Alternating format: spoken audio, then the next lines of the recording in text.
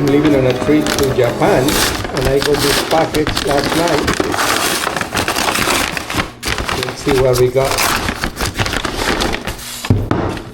for video reviews. Okay, this is the FitDVR dashcam. So here's our favorite old low-tech pickup truck. We have done some installations, different accessories on it, and today we're gonna try this dash cam in it. So 2005, we already have put a screen, some adapters, but it doesn't have a dash cam.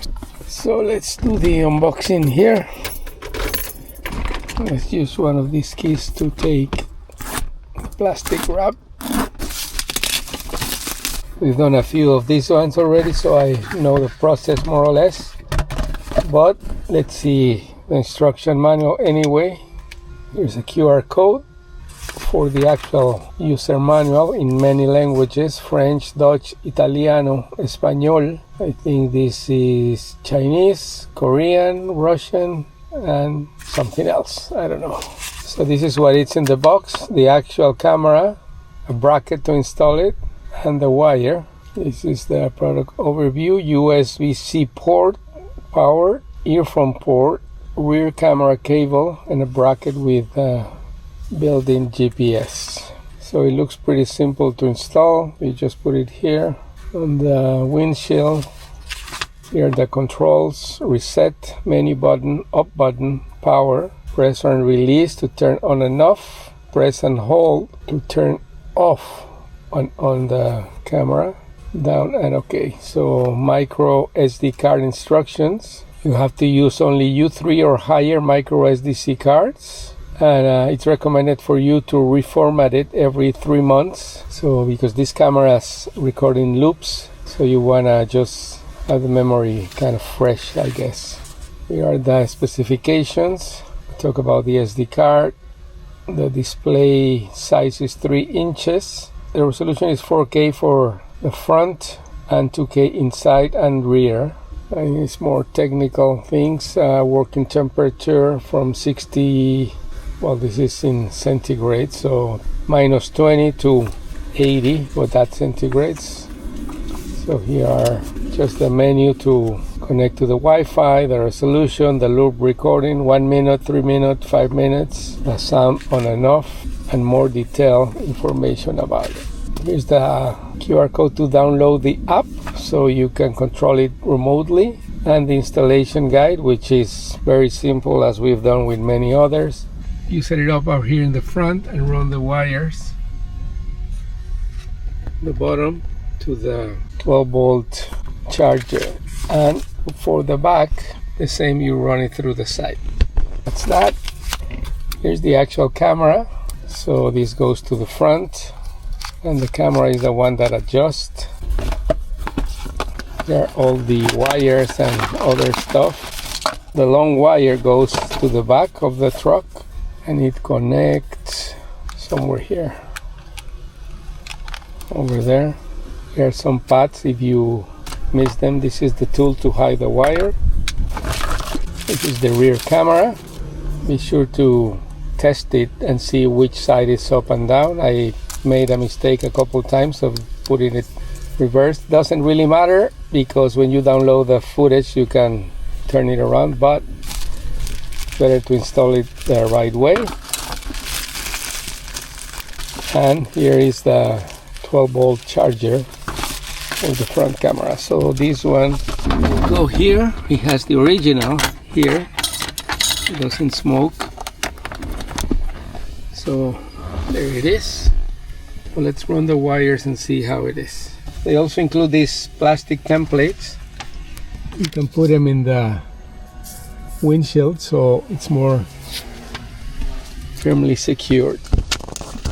I don't see an SD card in this particular package, so I'm gonna use one from my own cameras to do this test. I'm gonna hide the wire running it through the panels here, the C-pillar up here, and put the camera up there.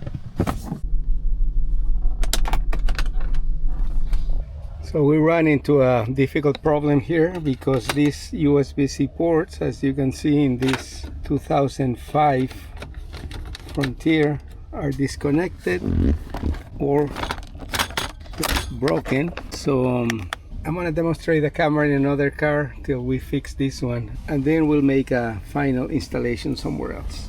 So now we are in a 2026 Mazda CX-5, a modern car. So this is gonna work here perfectly. So I was wrong, it does include the SD card and it's already inserted there. I was gonna use one of mine, but it's already there. So let's do a little test here first. This car has the 12-volt port here in the bottom.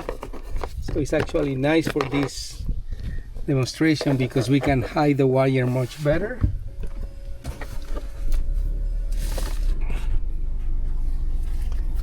So let's connect the camera and do a little test. So there you go, English. We want it in miles. So there you go. There's a Camaro going by. It's recording. So we'll get that footage immediately. And where did I put the back camera? Oh, I left it in the other car, I think. Let me get it. So here's the back camera, and this is connected with this wire. It goes in here, like so. Oh, and this one goes in the main camera. So now we have both cameras operational. I'm gonna do a temporary demonstration. I'm gonna run the wire here, put the camera in the front, and then show you the footage. Then we'll do the permanent installation. So we're gonna put the camera here under this whole unit, and let's run our test again, connection. So this is the front wire and this is the back.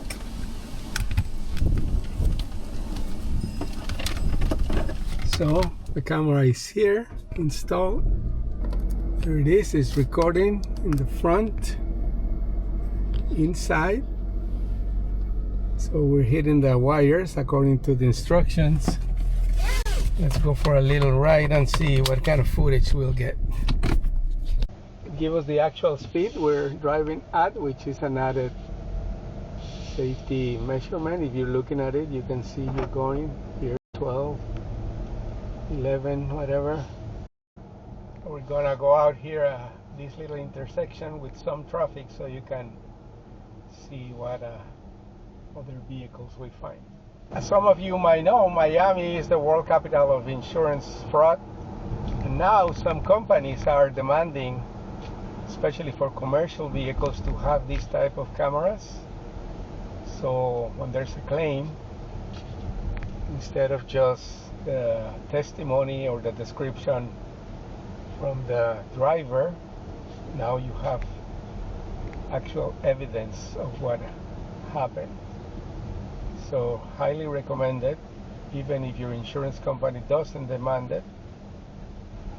Might be a good idea to install one, and it's easy installation, running the wires through the panels. Takes a little time, but it's not that complicated really. So it might be a little difficult to see. I don't know how the quality of these cameras, but here you can see the front, the interior, and the back, and this time I installed it in the right position. So let's keep going and see what we get.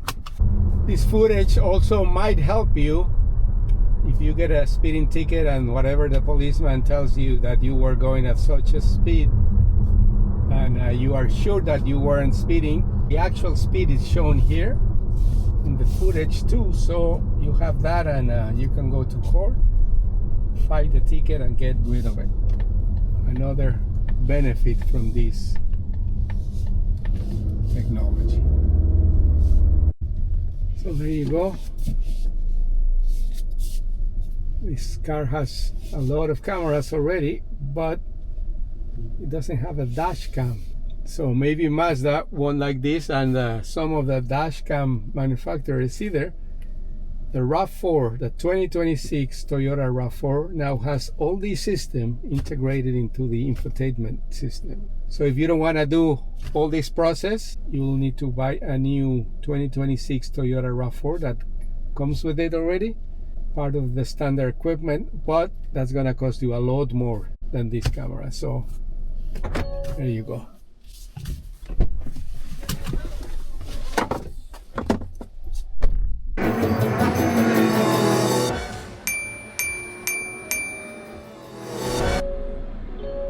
So there you have it, a really good product, easy to install, and just make sure that you have a vehicle that has working 12-volt charger, because as you saw in the first car that we tried it, those were disabled. We could have fixed them, but would have taken much longer than I wanted to now, but there you go. Thumbs up to this product.